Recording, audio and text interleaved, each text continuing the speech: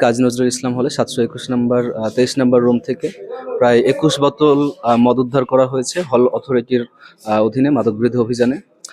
তো আসলে যে হারে বিশ্ববিদ্যালয়ে মাদকের ব্যাপকতা বাড়ছে তা অত্যন্ত আশঙ্কাজনক। এই জায়গা থেকে জাহাঙ্গীরনগর বিশ্ববিদ্যালয় কেন্দ্রীয় শিক্ষার্থী সংসদ, হল সংসদগুলো বিশ্ববিদ্যালয় প্রশাসনের সাথে কোলাবোরেশন করে চেষ্টা করছে জাহাঙ্গীরনগর বিশ্ববিদ্যালয়ে মাদকের ভয়াবহতা ব্যাপকতা কমানোর জন্য, এবং বিশ্ববিদ্যালয় প্রশাসনকে সাথে নিয়ে এগুলো কমানোর জন্য চেষ্টা করা হবে। আর আজকে যাকে আটক করা হয়েছে তার কাছ থেকে আমরা বিভিন্ন তথ্য জানবো, সেগুলো কোথা থেকে এনেছে এবং তার এখানে গ্রাহককে, এগুলো আমরা জেনে পরবর্তীতে সেগুলো অনুযায়ী আমরা ব্যবস্থা নিব। 723 নম্বর রুম, এই রুমে আমাদের একজন অন্য হল থেকে এসে একজন স্টুডেন্ট থাকেন। তো আমাদের আগে থেকে তথ্য ছিল যে এখানে মাদক সেবন হয়। তো আজকে একটা গোপন খবরের ভিত্তিতে আমরা ওই রুমে যাই। তো সে নন এলইডি স্টুডেন্ট ওই রুমে ছিলেন।